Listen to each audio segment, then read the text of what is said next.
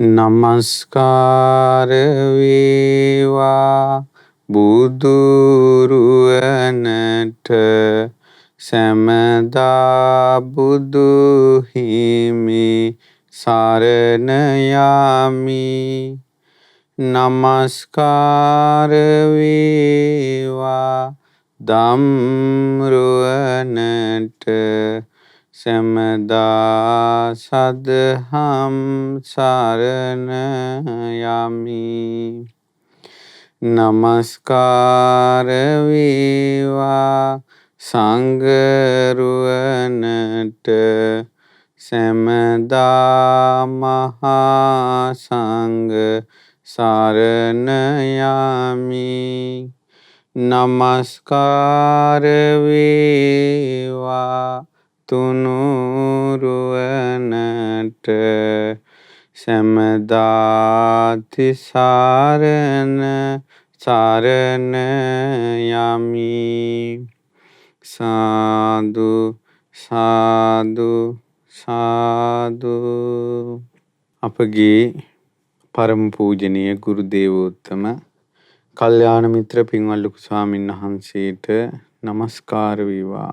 සාදු සාදු සාදු. ශ්‍රද්ධාවන්ත පින්වත්නි, මේ පින්වතුන්ට දුර්ලභව ලැබිච්ච මනුෂ්‍ය ජීවිතේ කලාතුරකින් ලෝකෙට පහළ වන තථාගතයන් සම්මා සම්බුදුරජාණන් වහන්සේ නමකගේ ශ්‍රී සද්ධර්මයේ අහන්ට ලැබෙන එක මහා භාග්‍යයක් කියන කාරණාව අපි නිතර සිහිපත් කරනවා. ඉතින් අදත් මේ පින්වතුන්ට උතුම් ශ්‍රී සද්ධර්මයේ ශ්‍රවණය කරන්න ලැබෙනවා. අසිරිමත් ගෞතම බුදුසසුනේ උතුම් මගඵලලාභී සංඝයා බිහි වුණේ කොහොමද කියන කාරණාව අපි මේ ඇසළ මාසේ මේ දහම් වැඩසටහනින් කතා වෙන්නේ.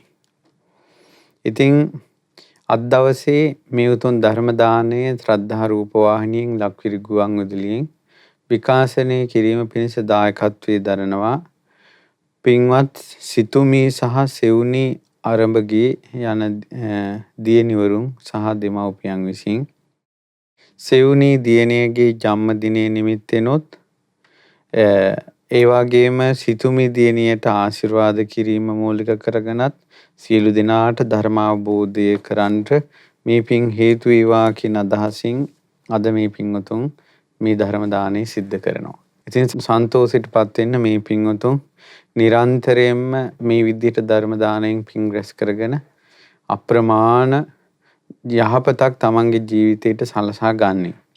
හේතුව මේ ධර්මයේ කෙනෙක් අහලා ලෝකේ කොයි හරි කෙනෙක් සැනසෙනවා නම් ඒක කොයි තරම් යහපතක්ද. එතකොට දැන් උදාහරණයක් ගත්තොත් එහෙම මේ ධර්ම දේශනාවක් අපි කියමු අන්තර්ජාලයේ හෝ එහෙම ගබඩා වෙලා තව අවුරුදු 10කින් අහලා කෙනෙක් ඒකෙන් පිහිටක් ගන්නවා නම් ඒත් කොයි තරම් යහපතක්ද මේ ධර්ම දානයේ දෙන පින්වතුන්ට. ඉතින් ඒ නිසා ඒ ගැන හිතේ සන්තෝෂය ඇති කරගෙන අපි අදත් අපේ දහම් කතාව එක්ක එකතු වෙමු. පින්වත්නි, අපි මේ වෙනකොට කතා කළා එදා ඇසළ පොහොය දවසේ භාරාණසී ඉසිපතනේ බුදුරජාණන් වහන්සේ ධර්ම චක්‍රය ප්‍රවර්තනය කිරීමත් සමග අඤ්ඤා කොණ්ඩඤ්ඤ තෙරුන් වහන්සේ පළවෙනි යට මාර්ගඵල ලැබුවා, සෝතාපන්න භාවයට පත් වුණා. එදා පටන් මේ කැරකී ගිය ධර්ම චක්‍රයෙන් බොහෝ දෙනා දහස් ගණන් සුවපත් භාවයට පත් වුණා. ඒතකොට අපි මේ කතා කරන්නේ බුදුරජාණන් වහන්සේ වැඩිය ගමන් මඟනේ. නමුත් 69ක් සංඝයා දිසා 60කට වැඩියනේ. චරත බික්කවේ චාරිකං ආදී ආනුශාසනාවෙන් අනුශාසනා ලැබලා. ඒතකොට මේ 69 වහන්සේට කීයේනම් තවත් පැවිදි වෙන පිරිස, ධර්මය අහන පිරිස කොච්චර එකතු වෙන්නේ නැතිද? දහස් ගාණක්. ඉතින් බුදුරජාණන් වහන්සේ උරුවෙල් ජනපදයට වැඩලා උරුවෙල් ජනපදයේ උරුවෙල් කාශ්‍යප, නදී කාශ්‍යප, ගයා කාශ්‍යප කියන ඒ තුන්බෑ ජටිලයන් দমনය කරලා එතන 1000ක් සංඝ පිරිසට ආදිත්ත පරියාය සූත්‍රයෙන් දහම් දෙසලා ඒ පිරිස පිරිවරාගෙන රජගහනුවරට වැඩලා රජගහනුවර බිම්බිසාර මහ රජුරවන්ට මහා නාරද කස්සප ජාතක ආදී දහම් දේශනා පවත්වලා ඒ ඇත්තොත් මඟඵල ලැබලා ඊළඟට බුදුරජාණන් වහන්සේ වේළුවනේ වැඩ ඉද්දින් තමයි අස්සජී තෙරුන් වහන්සේ දැකලා ධර්මය අහපු සෝතාපන්න භාවයටපත් වූ උපතිස්ස කෝලිත දෙදෙනා සංජය කියන පිරිවැජියාගේ 250ක් තරුණ පිරිවැජි පිරිසත් සමග ඇවිල්ලා බුදුරජාණන් වහන්සේ ළඟ පැවිදි වෙනවා එහි භික්ෂු භාවයෙන්. එතකොට අටුවාවල තියෙන විස්තර අනුව එදා සාරිපුත්ත මොග්ගල්ලාන උත්තමයෝ පැවිදි වෙන මොහොතේ දෙසූ ධර්මය අහලා සාරිපුත්ත මොග්ගල්ලාන උත්තමයන් වහන්සේලා හැර අනිත් සියලු දෙනා මේ අරහත්ත්වයටපත් වෙලා තිනවා කියලා අටුවා විස්තර. අරක යම් විශේෂයක් නිසා සාරිපුත්ත මොග්ගල්ලාන දෙනෝ වහන්සේගේ මාර්ගඵල සිද්ධ වුණේ පස්සේ. එයිනොත් සාරිපුත්තයන් වහන්සේ මම හිතන විදිහට විස්තර තියෙන විදිහට සති දෙකකින් වාගේ සූකර කතලිනේදී දීඝනක සූත්‍රය අහලා තමයි දීඝනක පිරිවැජියා සෝතාපන්න වෙද්දී සාරිපුත්තයන් වහන්සේ අරහත්ත්වයටපත් වෙන්නේ. මම කල්පනා කළා අද කතා කළොත් හොඳයි කියලා මුගලන් තෙරුන් වහන්සේ අරහත්ත්වයටපත් වෙන හැටි. මොකද මේ බුද්ධ ශාසනයේ මඟපල් ලැබෙනවා කියන එක සහ මාර්ගඵල කියන එක බුද්ධ වචනයෙන් විස්තර කරන එක තමයි පිරිසිදු. අද කාලේ අපි එකිනෙකාගේ අදහස් එක්ක එකිනෙකාගේ අත්දැකීම් එක්ක මේවා කතා කරන්න ගියාට පස්සේ ඒක බුද්ධ ශාසනයේ පිරිසිදු බුද්ධ වචනෙට හානියක්. ඒ නිසා නුවණැත්තෝ මේවා තේරුම් ගනිත්වා කියන අදහසින් පිරිසිදු බුද්ධ වචනයෙන් මාර්ගඵල ලැබීම ගැන විස්තර කරනවා. ඉතින් ඒ වාගේ බුද්ධ වචනේම මේක අගක් මුලක් හොයාගන්න බැරි නම් අපිට කරන්න දෙයක් නැහැ. මිනිස්සු කැමති තම තමන්ගේ මාර්ගඵල ගැන කතා කරනවා අහන්න නම් ඒකටත් අපිට කරන්න දෙයක් නැහැ. ඒ වුණාට අපි කැමති ගොඩාක් බුදුරජාණන් වහන්සේගේ ශාසනයට. බුදුරජාණන් වහන්සේගේ ශාසනය කොහොමද මඟපල් ලැබුවේ කියන එක අහන්නයි දැනගන්නයි අපි ආසා. අපි ඒකට පහදිනවා.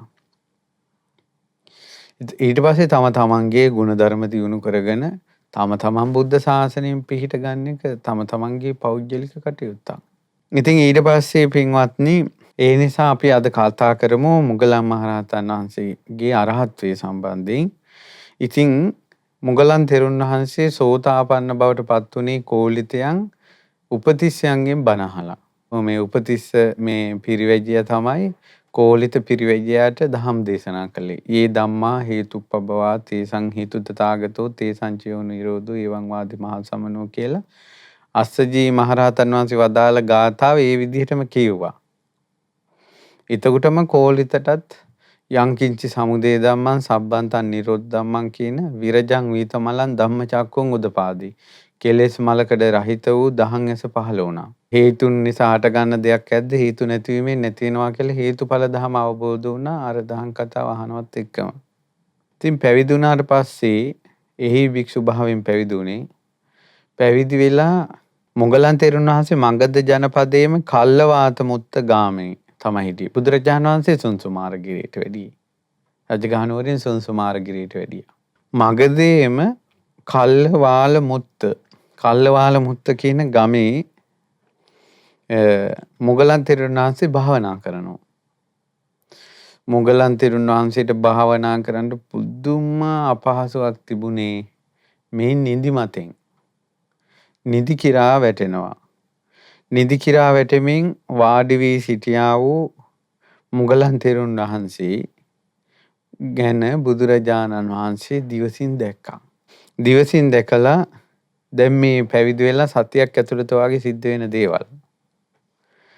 ඊට පස්සේ බුදුරජාණන් වහන්සේ බලවත් පුරුෂයෙක් දික් කරන අතක් හකුලවන වේගයෙන් හකුලවපු අතක් දික් කරන වේගයෙන් සුන්සුමාරගිරියෙන් බුදුරජාණන් වහන්සේ අතුරුදහන් වෙලා කල්ලවාලමුත්ත ග්‍රාමයේ මුගලන් තෙරුන් වහන්සේ ඉදිරියේ පහළ වුණා. පහළ වෙලා පනවන ලද ආසනයේ බුදුරජාණන් වහන්සේ වැඩ හිටියා. බුදුරජාණන් වහන්සේ අහනවා මේ මොග්ගල්ලාන නිදි කිරා වැටෙනවනේ. මොග්ගල්ලාන නිදි කිරා වැටෙනව නේද? ඊට පස්සේ එහෙමයි ස්වාමීනි කියලා උත්තර දුන්නා. අද කාලේ නෑ එහෙම එකක් නෑ කියලා නේ කියන්නේ. මේ නිදි කිරා වැටෙන ඔයාට නිදිමතයිනේ. නෑ මට එහෙම නෑ. අද කාලේ තමන්ගේ දුර්වලතාවයවත් පිළිගන්න ඒ අහිංසක ඍජු අවංකකමක් නැති තරම්. ඊට පස්සේ මුගලන් තෙරුන් වහන්සේ වදාලා එහෙමයි ස්වාමීනි මට හරියට නිදි කිරා වැටෙනවා මම. එහෙනම් මොග්ගල්ලාන ඔබ මෙහෙම කරන්න. ඔන්න දැන් මේ දේශනාවේ තමයි නිදිමත හැදුනොත් නිදිමත දුරු කරගන්න ක්‍රම තියෙන්නේ. මොග්ගල්ලාන නිදිමත හැදෙන්නේ යම් සංඥාවක් මෙනෙහි කරමින් නම් ඒ සංඥාව මෙනෙහි කරන්න එපා. දැන් භාවනා අරමුණක් වුණත් යම් භාවනා අරමුණක් විමසා ඉඳින් නම් අපි කියමු ආනාපාන සතිය වඩා ඉඳින් නම් නිදි කිරා වැටෙන්නේ. එතකොට ආනාපාන සතිය වඩන්න එපා කියෝ. වෙන භාවනා අරමුණක් වඩන්න ඕන. ඒ මෙනෙහි නොකර ඉන්න ඕන. පළවෙනි එක තමයි මේ භාවනා මානසිකාරය ඒ කුසල් අරමුණ මෙනෙහි නොකර ඉන්න ඕන. ඉතින් මොග්ගල්ලාන එහෙමත් එතකොට නිදිමත ප්‍රහාණය වෙනවා. එහෙමත් ප්‍රහාණය වුනේ නැත්තම් මොග්ගල්ලාන මොකද්ද කරන්න ඕනේ? තමන් අහලා තියෙන ධර්මයක් ඉගෙනගෙන තියෙන ධර්මයක් සිතින් අනුවිතර්කණය කරන්න ඕන. විමසන්න ඕන. හිතන්න ඕන. දැන් හිතෙන් මානසිකාර කරන්න ඕන දහම් කරුණු. අර භාවනාව නතර කරලා. ඉතින් පළවෙනි එක තමයි භාවනා අරමුණ නතර කරනවා. දෙවෙනි එක තමයි මේ අනුවිතර්කණය කරනවා.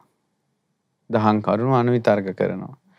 ඉතින් එහෙමත් නිදිමත නැති වුනේ නැත්තම් ඇසූ පරිදි හැදෑරූ පරිදි ධර්මයේ සජ්ජායනා කරන්න ඕන. ඒ ඉඳගෙන ඉන්න ආසනයේ ඉඳලම සූත්‍රයක් ඊළඟට ගාථාවක් දහම් පාඨයක් සජ්ජායනා කරන්න ඕන.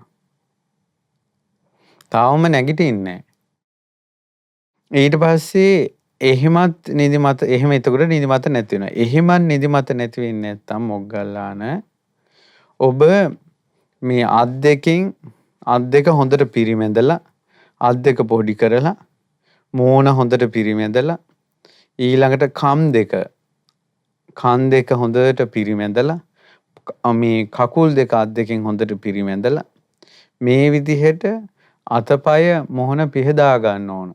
පොඩි කර ගන්න ඕන. මේ පිරිමදින්න ඕන. එතකොටත් මේ නිදිමත තියෙනවා නම් ඒ නිදිමත යනවා. එහෙමත් නිදිමත නැති වෙන්නේ නැත්තම් මොග්ගල්ලාන ඒ වෙලාවේ ඔබ හුනස්නේ නැගිටලා දැන් ඔන්න පස්වෙනි ක්‍රමයට තමයි ඒක තියෙන්නේ. නැගිටලා ගිහිල්ලා වතුර වලින් මූණ හොදාගෙන දැස් තෙමාගෙන හොඳට වටපිට බලන්න. රාත්‍රී කාලේ නම් අහස දිහා බලලා තරු දිහා බලලා දහවල් කාලේ නම් හොඳට වටපිට බලලා පොඩ්ඩක් ඇවිදලා කියලා මේ මූණ වතුරෙන් තෙමාගෙන එහෙම ඇවිල්ලා එතකොට නිදිමත නැති වෙනවා. ඊට පස්සේ ආයෙ භාවනාව පටන් ගන්නවා. එහෙමත් නිදිමත නැති වෙන්නේ නැත්තම් ආලෝක සංඥාව මෙනෙහි කරන්න කියනවා. හොඳ ආලෝකයක් දිහා හොඳට හිතෙන් බලලා එහෙම නැත්තම් භාවනා මානසිකාර වශයෙන් ලැබිච්ච ආලෝක සංඥාවක් මනසින් ප්‍රකට කරගෙන එහෙම නැත්තම් දිවා සංඥාව හිතට අරගෙන ඒ වගේ ආලෝකයක් ඉස්සර සමහර යෝගාවචරයන් කළා තියෙනවා එලියක් දිහා පහන් එළිය හෝ එහෙම නැත්තම් යම්කිසි එලියක් දිහා බලාගෙන ඉන්නවා. එළිය දිහා බලාගෙන ඉන්නකොට නිදිමත නැති වෙනවා. ඊට පස්සේ මෙහෙමත් ඔබට ඒ නිදිමත ප්‍රහාණය කරගන්න බැරි නම් මොකද්ද කරන්නේ? තමන් මොග්ගල්ලාන පෙරපසු සංඥාවෙන් යුතුව අභ්‍යන්තර ඉන්ද්‍රියයන්ගෙන් යුක්තව බහැර නොගිය සිතෙන් සක්මන අදිෂ්ඨාන කරන්න. සක්මන් කරන්න ඕන. මම මේ කොටසේ සක්මන් කරනවා කියලා සක්මන් කරන්න ඕනේ. ඒක 7 වෙනි ක්‍රමය. ඔන්න දැන් බලමු මේවා මතකයිද කියලා. පළවෙනි ක්‍රමය තමයි මේ භාවනා අරමුණ සිහි නොකර ඉන්නවා. දෙවෙනි එක තමයි දහම් කරුණු හිතෙන් මෙනෙහි කර ඉන්නවා.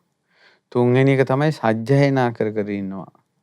හතරවෙනි කාරණාව තමයි අත් දෙකින් කන් දෙක අත්පා පොඩි කර ගන්නවා.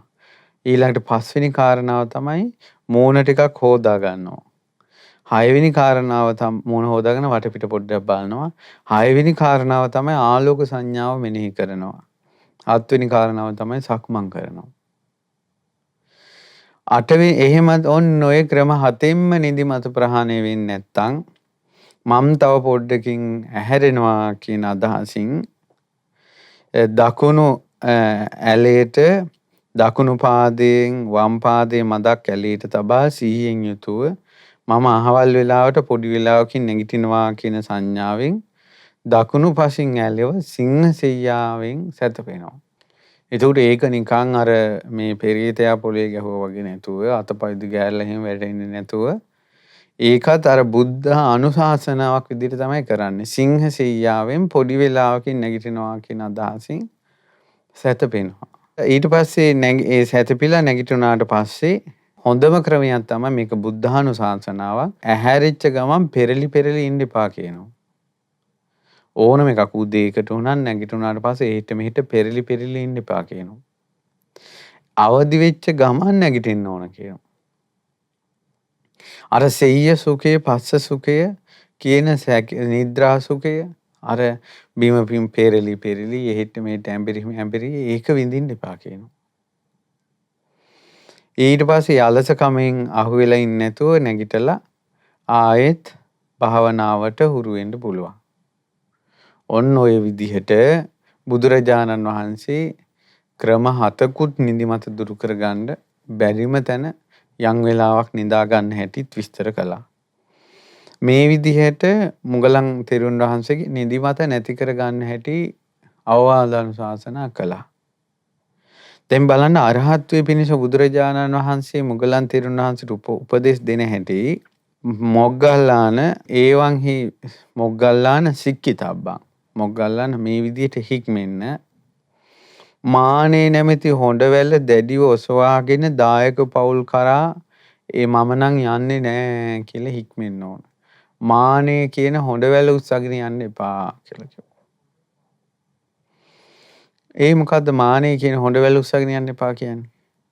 මොග්ගල්ලාන භික්ෂුවක් මාන්නෙන් යුතුව ගෙවල් වලට ගියාට පස්සේ පින්නපාත ගියාට පස්සේ අර මිනිස්සු ගෙවල් වල වැඩ කටයුතුත් එක්ක අර ස්වාමීන් වහන්සේ නමක් ආවා කියලා සමහරට සංඥාව නැහැ. එළිය පින්නපාත වෙලා ඉන්නේ කියලා සංඥාවක් නැහැ. ඒ මිනිසුන්ගේ වැඩ කරනවා ඕනම් ප්‍රමාද වෙනවා. එතකොට අර භික්ෂුව කල්පනා කරනවා ඉස්සර නම් මං ආපු ගමන් මේ මිනිස්සු මාව පිළිගන්නවා කතා කරනවා. දැන් මේ මිනිස්සු මං ගැන අවධානයක් නැහැ. කවුරු හරි කේලම් කියලා මාව බිඳවලා ඇති. ඒකයි මේ අය වෙනස් වුනේ කියලා මේ දුකටපත් වෙනවා. ඊට පස්සේ හිත හැකිලෙනවා, මකු වෙනවා. මකුගේ සිත සංසුන් වෙන්නේ නැහැ මොග්ගල්ලාන. නොසන්සුන් වූ තැනැත්තා අසංවර වෙනවා. අසංවර වුණාට පස්සේ සමාධිය නැති වෙනවා.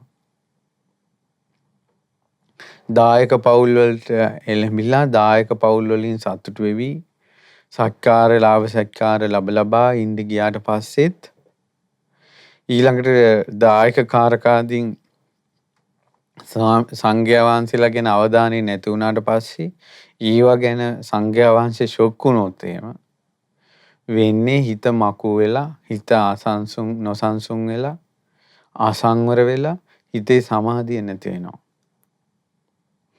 ඒ නිසා මේ මිනිසුන්ගේ ගෙවල් වලට මං ගිය ගමන් මිනිස්සු මන් දිහා බලන්න ඕන, මට කතා කරන්න ඕන. මේ දායකයෝ අපේ පන්සලට එන්න ඕන, අපේ ආරාමයට එන්න ඕන, අපිටම උදව් කරන්න ඕන, වෙන තැන් වලට යන්න එපා. එහෙම කියලා හොඬවැල උස්සගෙන ඉන්න එපා කිව්වා වික්ෂුන් වහන්සේලාට. ඒතකොට බුදුරජාණන් වහන්සේ මුගලන් තෙරුන් වහන්සේට වදාලා මාන්නේ නැමැති හොඬවැල නම් ඔසවා ගන්න එපා මොග්ගල්ලාන. එතකොට පූරිත පින් ඇති අසංකීයක් සංසාරයේ පිරුම් පුරන ලද මොග්ගල්ලාන තෙරුන්ට ලැබෙන අවවාදය බලන්න. මොග්ගල්ලාන මෙසේත් හික්මෙන්ට ඕනේ. ඒ තමයි අරුබුද ඇතිවන කතා නොකරන්නෙමි විග්‍රහිත කතා වලින් තොර වෙනවා කියලා.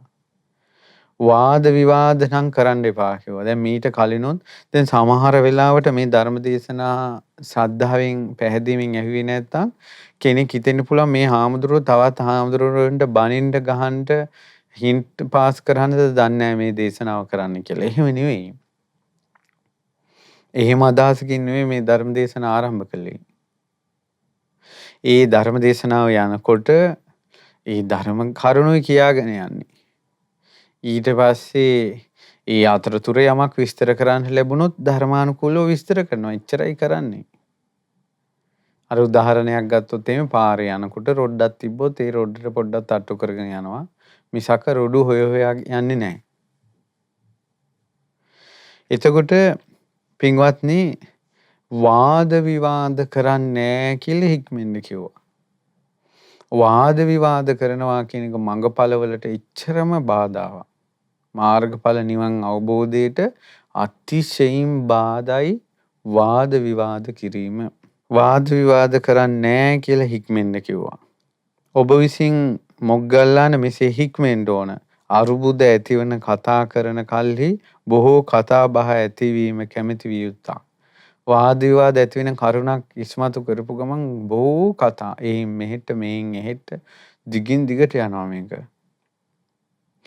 ඊට පස්සේ බොහෝ කතා බහ ඇති කල්හි සිත සංසුන් වෙන්නේ නැහැ. නොසන්සුන් වෙනවා.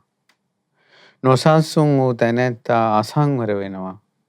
අසංවර වූ ඔහුගේ සිත සමාධියෙන් තොර වෙනවා. වාද විවාද තියෙන තැන සමාධිය නැහැ. නොසන්සිඳීම කැළඹීම තමයි තියෙන්නේ. ඉතින් මොග්ගල්ලාන ඔය විදිහට හික්මෙන්න ඕන. මාන්නෙන් ඉන්න එපා, වාද විවාද කරන්න එපා. මොග්ගල්ලාන මම සියලුම එක් විසියෙන් වර්ණනා කරන්නේ. ඒතකොට ගිහි පැවිදි පිරිස සමග එකතු වෙලා වාසය කිරීම, රොත්තට වාසය කිරීම වර්ණනා කරන්නේ. ඒ සමග එකතු වෙලා වාසය කරන එක. නමුත් මොග්ගල්ලාන අල්ප ഘോഷාවෙන් යුතු, අල්ප ශබ්දයෙන් යුතු ජනයාගේ ඇඟේ වැදිලා එන හුළඟ නැති තැන්වල විවේකයෙන් වාසය කරනවා නම් ඒ මම වර්ණනා කරනවා. මොග්ගල්ලාන මෙන්න මේ විදිහට ඔබ හික්මෙන්න ඕන කියලා මොගලන් තෙරුන් වහන්සේට උන්වහන්සේගේ සංයෝජන ප්‍රහාණය වෙන්න ඕන මාවත වදාලා.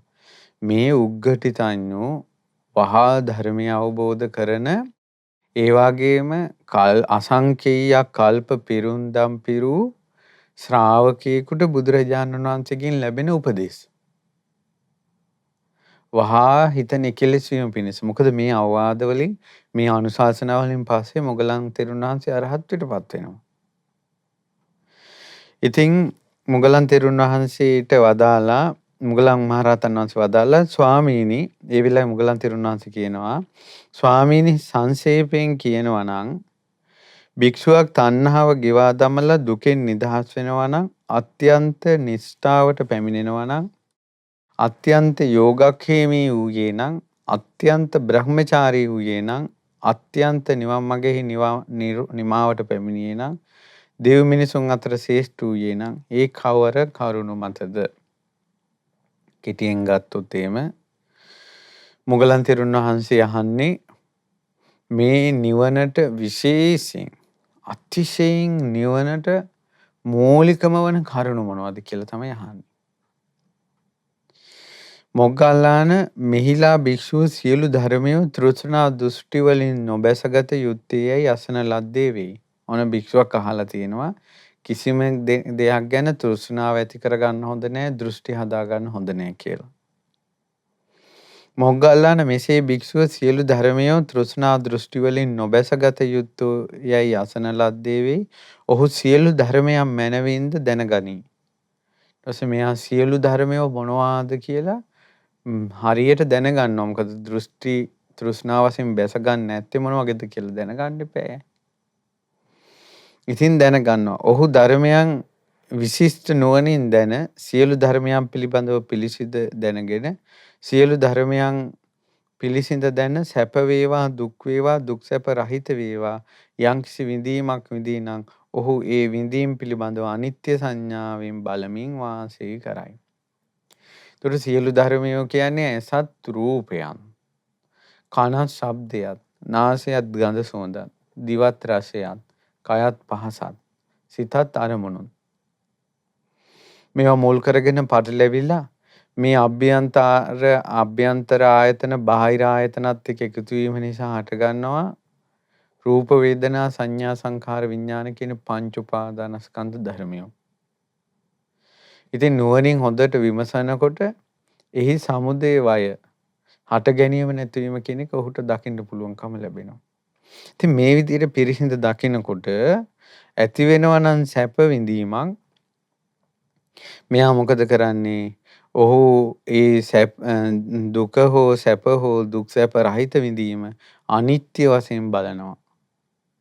ඊළඟට නොයල්මෙන් යුතුව බලනවා. තෘෂ්ණාව නිරුද්ධ වීම දකිමින් බලනවා. ඊළඟට තෘෂ්ණාව දුරු කිරීම දකිමින් වාසය කරනවා.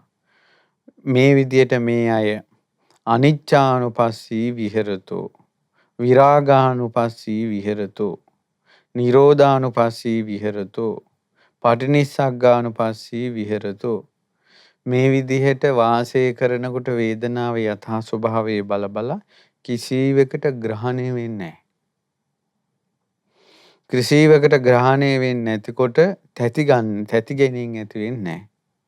තැති ගැනීම ඇති වෙන්නේ නැතිකොට පිරිනිවන් පානවා. පිරිනිවන් පානවා, කෙලෙස් නිවෙනවා. එතකොට මේ භික්ෂුව දන්නවා තමා තුළම කෙලෙස් පිරිනිවුණා කියලා. ආය හට ගන්න නැහැ කියලා. ඉපදීම ෂේ වුණා, බඹසර වාසය නිම වුණා. කීනා ජාති වුසිතම් බ්‍රහ්මචරියං කතං කරණීයං නාපරං ඉත්තත් ආයාති ප්‍රජානාති කියලා මේ ස්වභාවය දැනගන්නවා.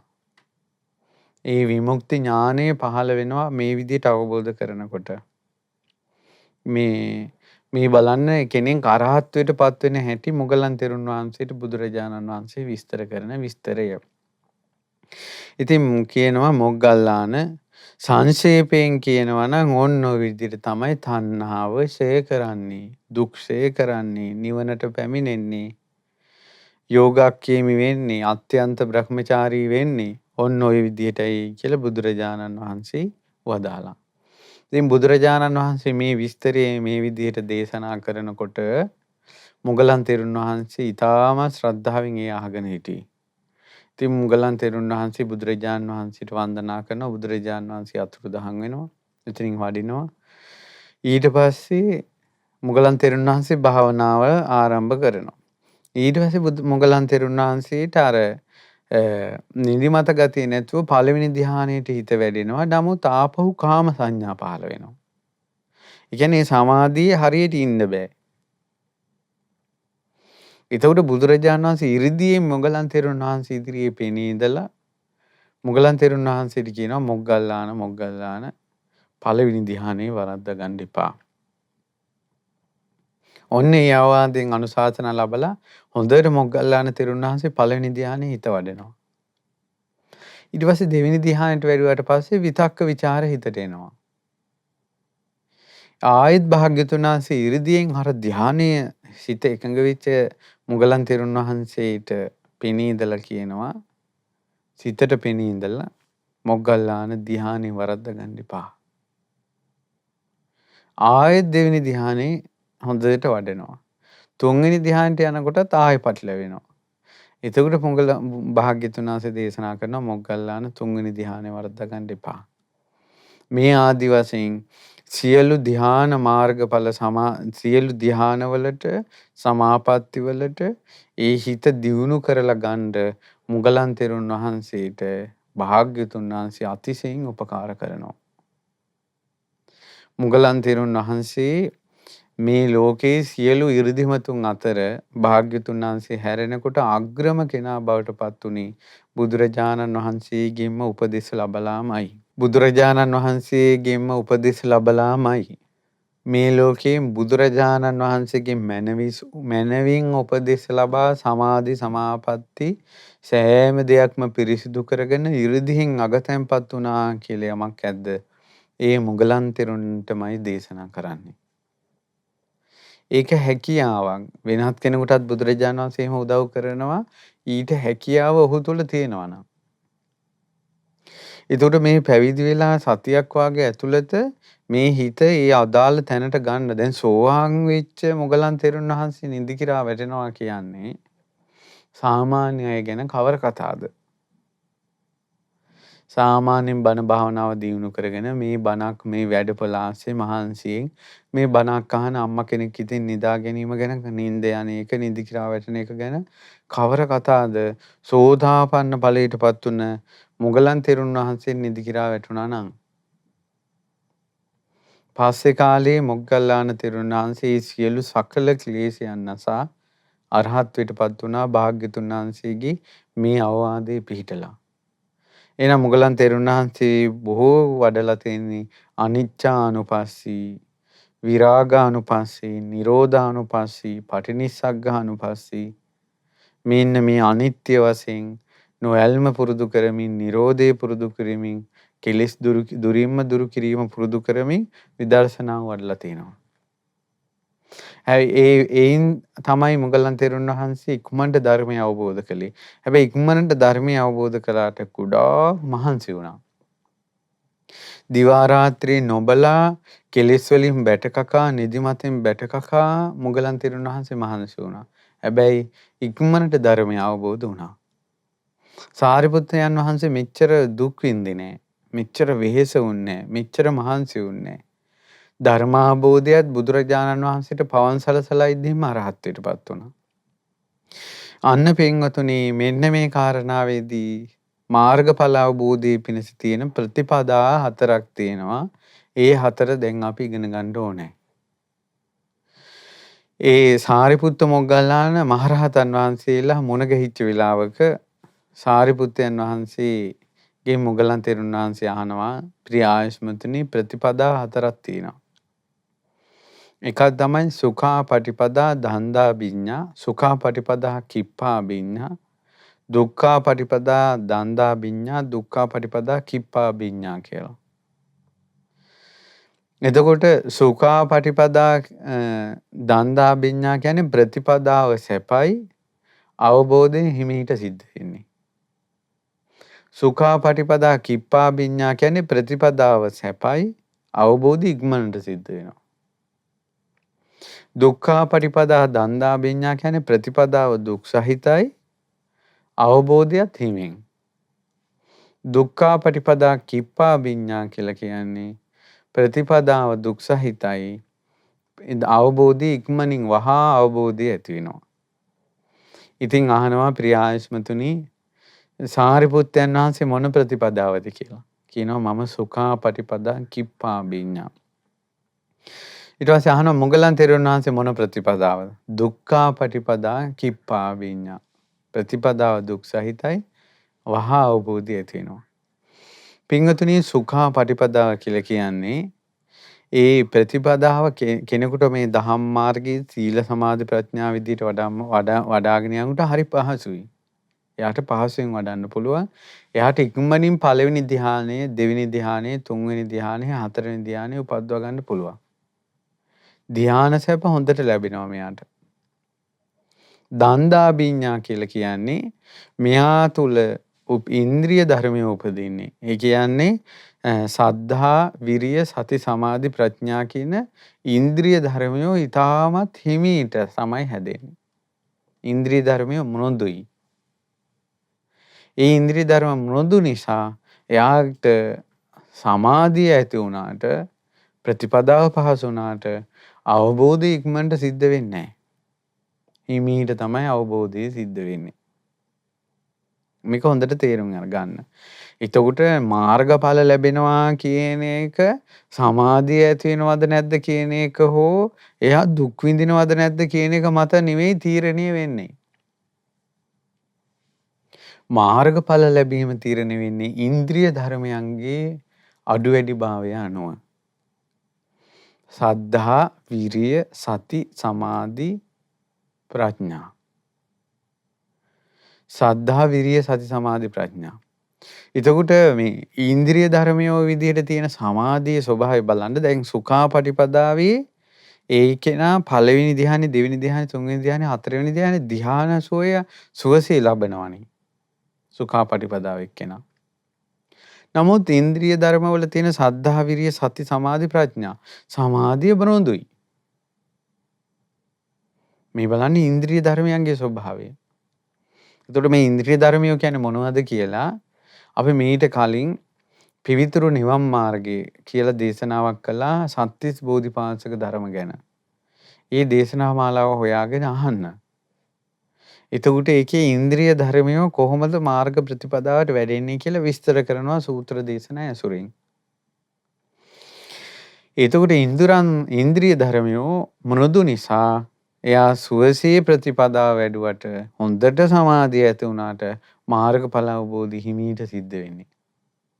කාලයක් යනවා. සමහර ලාවට මරණ මොහොතේ තමයි මාර්ගඵල අවබෝධ වෙන්නේ.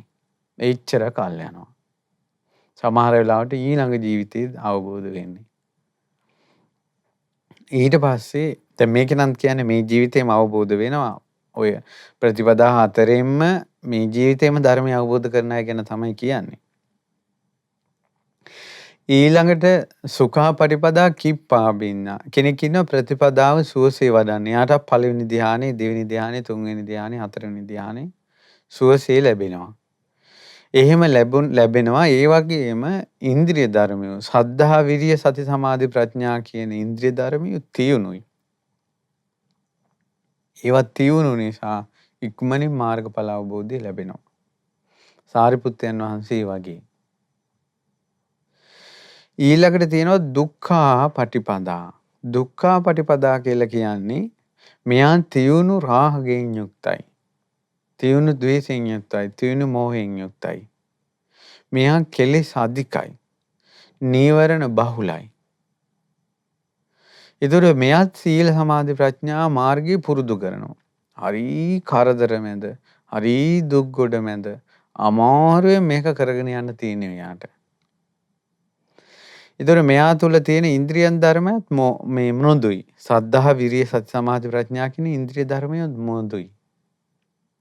ඒ නිසා දුකසේ කරකසව අමාරුවෙන් බොහෝ කාලයක් පුරුදු කරලා තමයි මාර්ගඵල අවබෝධයක් ලැබෙන්නේ. හැබැයි ඉතින් එයා කොච්චර කෙලෙස් වලින් බැට කෑවත් මෙයාටත් ධර්මය අවබෝධ වෙනවා. ඊට පස්සේ තව ඉන්නවා දුක්ඛා පටිපදා කිප්පාබිඤ්ඤා. දුක්ඛා පටිපදා කියලා කියන්නේ එතනත් මෙයා තියුණු රාගයෙන්, ද්වේෂයෙන්, මෝහයෙන් බැට කකා නීවරණ වලින් බැට කකා ඉන්නේ.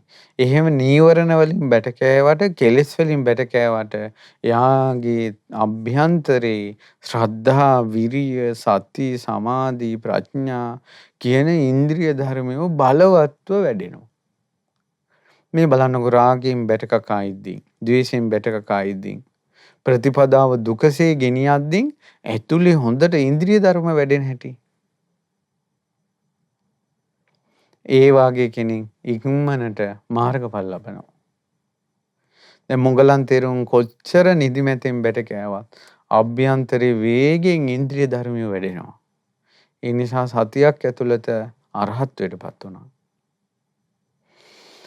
ඉතින් බුදුරජාණන් වහන්සේගේ කාලේ මේ දුක්ඛා පටිපදා තියෙන අය භාවනා පහක් පුරුදු කරලා තියෙනවා. ඒ කියන්නේ රාගය වැඩි, තරහව වැඩි, මුලා වෙන ගති වැඩි, නීවරණ වැඩි, හිත එකඟ කරගන්න අමාරු, සමාධිය ඇති වෙන්නේ නැති, භාවනා කරන්න අමාරු, නිදි කිරා වැටෙන එක වැඩි අය භාවනා පහක් පුරුදු කරලා තියෙනවා. ඒක තමයි දුක්ඛා පටිපදාවෙන් ඉන්න කෙනෙකුට වේගින් ඒ ඉන්ද්‍රිය ධර්මය උපද්දවන්න උපකාරී වෙලා තියෙනවා. ඒ තමයි කායේ අසුභානුපස්සී විහෙරති. කයේ අසුභයේ බලමින් වාසය කරනවා. ඊළඟට ආහාරේ පටික්කුල සංඤී. ඊළඟට සබ්බ ලෝකේ අනබිරත සංඤී. සබ්බ සංකාරේසු අනිච්ච සංඤී. මරණ සතේ. රාග, ද්වේෂ, මෝහ අධික ඊළඟට නීවරණ වලින් බැට කන අයට හොඳ භාවනා පහන්කොය තමන්ගේ හිතට බුද්ධ ශාසනය පිහිට ගන්නට පහසු වන. ඒ තමයි කායේ අසුභානුපස්සී කියලා කියන්නේ. කයේ අසුභය බලනවා. හිස කෙස් වලින් පහළට යටිපතුලෙන් උඩට හැමකින් වැසී තිබෙන මේ ශරීරේ තියෙන කෙස් ලොම් නිය දත් සම මස් නහර ඇට මිදුළු වකුගඩු හදවත අක්මාව බඩදිව පෙනහළු කුඩා බඩවැල් මහා බඩවැල් ආමාශය අසුචි හිස්මොල ඊළඟට පිත්ත සේම සැරව ලේ දහඩිය තෙල් මඳ කඳුළු උරුණු තෙල් කෙල සොටු සඳ මිදුළු මුත්‍රා මේ දෙතිස් කුණප කොට්ටාසය සිහි කරනවා.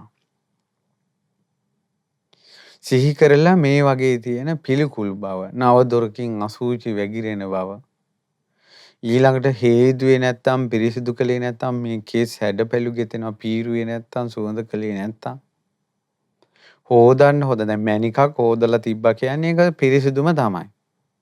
දැන් මේක උදේ හොදනකොට දවල් වෙනකොට ආයෙ වැగిරෙනවානේ. දවල් හොදලා හවස වෙනකොට ආයෙ වැగిරෙනවානේ.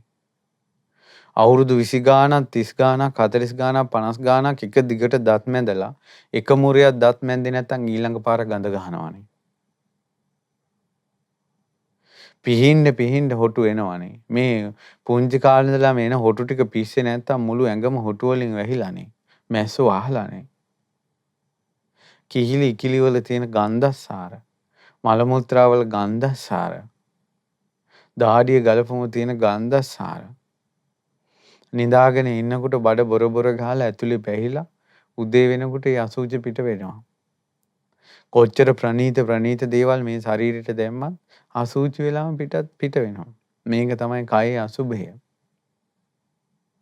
මේ කයේ තියෙන අසුචි ටිකක් එළියට වැටුණාට පස්සේ ගඳ එච්චර නම් එළියට වැටුණ අසුචි එච්චර ගඳයි නම් ඊට වැඩිය බඩේ තියෙනවා. මේ අසුචි පුරවල අසුචි ගඳ ගහන දෙයක් බඩේ තියෙද්දී ලැට් එකක් බදා ගන්නවා වගේ මේ ශරීරය ස්පර්ශ කරන්නේ මේ ලෝක සත්වයා. ඉතින් මේ වගේ කයේ අසුභය විමසනවා නුවණින්. ඒකට කියනවා අසුභානුපස්සී. මේ විදිහට අසුභයට අනුව කය දිහා බලමින් වාසය කරනවා. ඒතර රාගය අධික, ද්වේෂය අධික, මෝහය අධික නිදි කිරා වැටෙන නීවරණ බහුල අයට මාර්ගඵල අවබෝධයක් කරා යන්න උපකාරී ඍජුවම උපකාරී භාවනාව තමයි අසුභ භාවනාව. ඊළඟට ආහාරයේ පටික්කුල සංඤී. ආහාරයේ පටික්කුල සංඤී කියලා කියන්නේ මේ අපි ගන්න ආහාරයේ තියෙන පිළිකුල් බව නුවණින් විමසන්න ඕනේ සත්‍යම දෙයක්. ප්‍රණීත විදිහට සුවඳින් යුතුව මේ රසනේ පිට තියෙන ආහාර අපි අතින් අනපු ගමන් අනපු ටිකද පිළිකුල් අනන්න කලින්ද අනපුවාම අපි අතින් ස්පර්ශ කරනකොටම පිළිකුල් වුණා. ඒතකොට ඒ අතින් අනපු කෑම ටික අපි කටට ගන්නවා.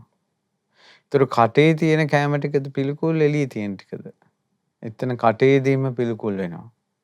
කෙලත් එක්ක එකතු වෙනවා, සෙමත් එක්ක එකතු වෙනවා. මේක ගිල්ලට පස්සේ බඩේ තියෙන පිත්තසෙම ආදිත් එක්ක එකතු වෙනවා.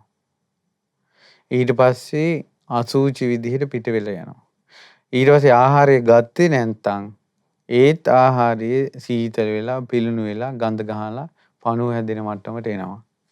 ওই බත් කෑම බීම කුණු වෙන්න දාලා ඩස්බින් අයින් කරන්නේ නැතුව සතියමාර එහෙම නැත්නම් කුණු වලවල් වලට දීලා සමහර වෙලාවට අපි දැකලා තියෙනවා සමහර තැන්වල මේ පණුව බත් ඇට වගේ අර මේ ඩස්බින් දාපු ඒ කුණු වලින් පණුව මතුවෙනවා බත් අහුරක් වගේ බත් මුට්ටියක් පැහෙනවා වගේ පණුව මතුවෙනවා. කොච්චර ප්‍රනීතව රසට ගත්තත් ගඳ ගහන ස්වභාවයෙන් යුතුව තමයි පිට කරන්න සිද්ධ වෙන්නේ. ආහාරයේ පිළිකුල් වෙනවා මොහොතක් පාසා. මේ ආහාරයේ පිළිකුලයි කියලා පිළිකුල් සංඥාව වඩනවා. මේවම පිළිකුල් සංඥාව වඩන්නේ කෑම ගද්දින් නෙවෙයි. සමහර අයට අපුලයි. ඒතර කෑම ගද්දෙන් මේක සිහි කරන්නේ නැහැ. කෑම ගද්දින් කෑමට සිද්ධ වෙන දේ හිතෙන් බලබලා කෑවට කමක් නැහැ. නමුත් මේ පිළිකුල කියන එක ආහාර ගද්දින් අපුල අපිරියා උපදිනවා නම් ඒක විවේකයකින් විවේක පාඩුවේ හිත එකඟ කළා මේක කරන්න ඕන. ඒකට අර රස තෘෂ්ණාව නැති වෙලා යනවා. එකෙන් කණ්ඩ බොණ්ඩ අපිරිය වෙනවා කියන එක නෙවෙයි. මේ යථා ස්වභාවය තේරෙන්න ගන්නවා. ඊට පස්සේ සබ්බ ලෝකේ අනබිරත සංඥාව කියන්නේ මේ සියලු ලෝකයන් කෙරෙහි නොඇලීමට ඒ නොඇලෙන්න මේ හැම එකම අනිත්‍යයි කියලා සිහි කරන්න ඕන. හැම දෙයක්ම අනිත්‍යයි කියලා සිහි කළාට පස්සේ අල්ලගන්න දෙයක් නැහැ. හැම ලෝකයක් කෙරෙහිම නොඇලෙනවා. සබ්බ සංඛාරේසු අනිච්ච සංඥාව. ඊළඟට නොඇලීම උපදිනවා අනාත්මය සිහි කරද්දී, අනිත්‍ය සිහි කරද්දී ඍජුවම අනිත්‍ය සංඥාව වඩනවා. ඒක සියලු සංස්කාර හේතුඵල ධාමයෙන් හටගත් දේවල් හේතු නැතිවීමෙන් නැති වෙනවා කියලා ඒ සංස්කාරයන්ගේ අනිත්‍ය බල බලා වාසය කරනවා. කලින් අනාත්මය තමාගේ වසඟේ පවත්වන්න බෑ මේවා කියන එකයි අනිත්‍යයි සියල්ල සිහි කළා. ඊට පස්සේ මරණ සතිය. මරණ සතියේ තමන්ගේ මරණය කොයි වෙලාවෙ සිද්ධ වෙයිද දන්නේ නැහැ කියලා. මේ ගත්ත හුස්ම ටික හෙලන්න කලින්, හුස්ම හෙලපු හුස්ම උඩට ගන්න කලින් මරණය සිද්ධ වෙන්න පුළුවන්. සතෙක් සර්පෙක් කාලා මරණය සිද්ධ වෙන්න පුළුවන්. ආහාරයක් අජීර්ණ වෙලා ඊළඟ හෙලකින් පල්ලකින් වැටිලා මරණයටපත් වෙන්න පුළුවන්. යන්නේන ගමන් බිමන් වලදී වාහන වල හැප්පිලා මරණයටපත් වෙන්න පුළුවන්. අමනුෂ්‍ය දෝෂයන් නිසා, අජීර්ණ දෝෂයන් නිසා, රෝගාබාධයක් නිසා, සතුරුපක්‍රමයක් නිසා ලෙඩක් දුකක් හැදිලා මේ මොන ක්‍රමයකින් හරි මැරෙන්න පුළුවන්. මේ ලෝකයේ කිසිම සත්වෙක් අමරණීය ස්වභාවයටපත් වෙන්නේ නැහැ. සෑම වයසකදීම කෙනෙක් මැරිලා තියෙනවා. ඒ නිසා අහවල් වයසේ මැරෙන්නේ නැහැ කියලා එකක් නැහැ. ඒ නිසා මේ ජීවිතේ ස්ථිර භාවයක් නැහැ. මරණයමයි උරුම කරගෙන ඉන්නේ. මං දැන් මැරුණොත් කියන මරණ සංඥාව හිතේ පීටලා තියෙනවා නම් එයාගේ කෙලෙස් රාග දේශ මොහ අධික වුණත් ඒ වගේම නීවරණ බහුල වුණත් එයාට සමාධිය වැඩෙන්නේ නැති වුණත් ඔය සංඥාවල් පහ වඩනකොට එයාගේ ප්‍රතිපදාවේ එයාට ඉන්ද්‍රිය ධර්ම වැඩෙන ස්වභාවය අනුව ඉක්මනින් හෝ පරක් වෙලා හෝ ධර්ම අවබෝධය සිද්ධ වෙනවා. මුගලන් තෙරුන් වහන්සේට උනේ ඉක්මනින් ධර්ම අවබෝධය සිද්ධ වුණා. දුක්ඛා පටිපදා කිප්පා විඤ්ඤා. එහෙනම් දැන් ඒකත් මා ආයෙසරෙන් මතක් කරගමු.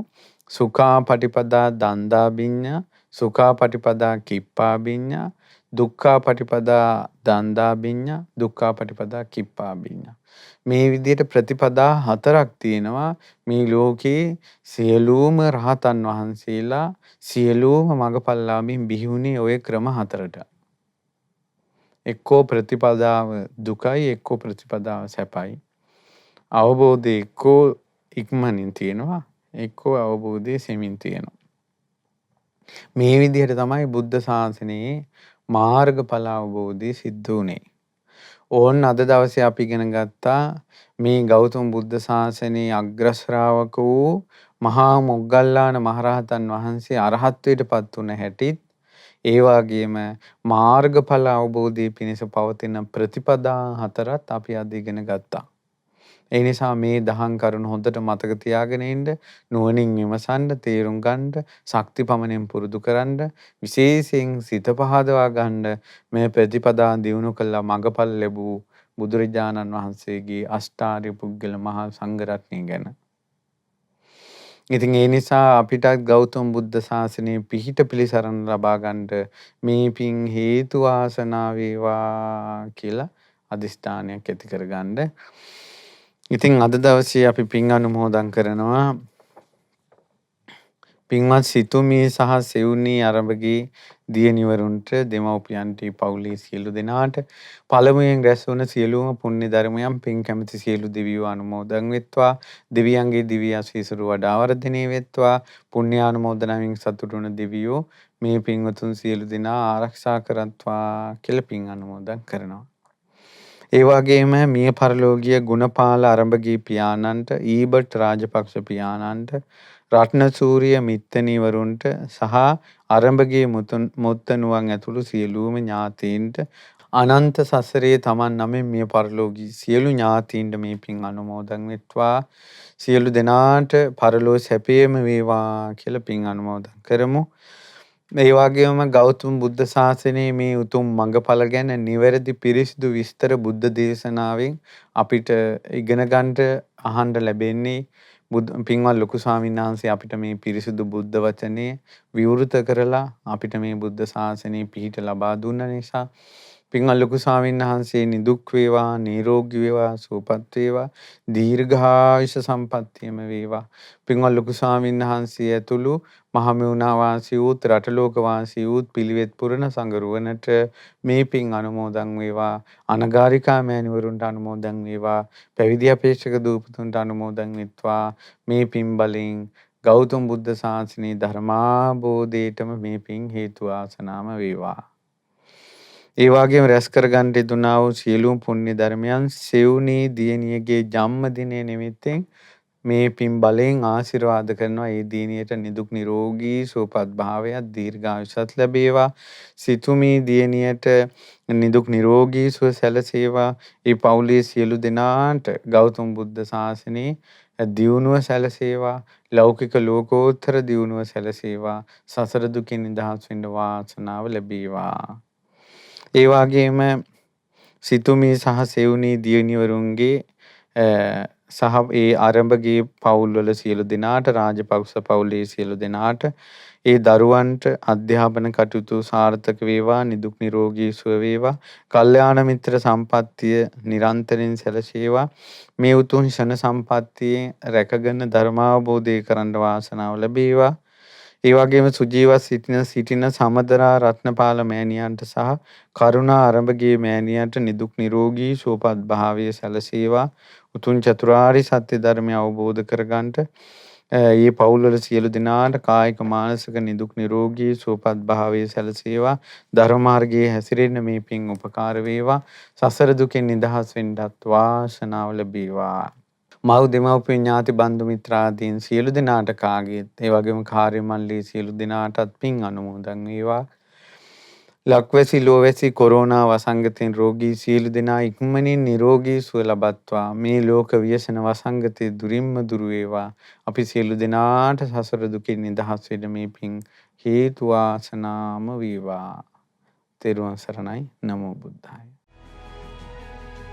මෙවැනි වටිනා ධර්ම දේශනා නැරඹීමට ශ්‍රද්ධා YouTube චැනලය සබස්ක්‍රයිබ් කර සීනුව ලකුණ ඔබන්න.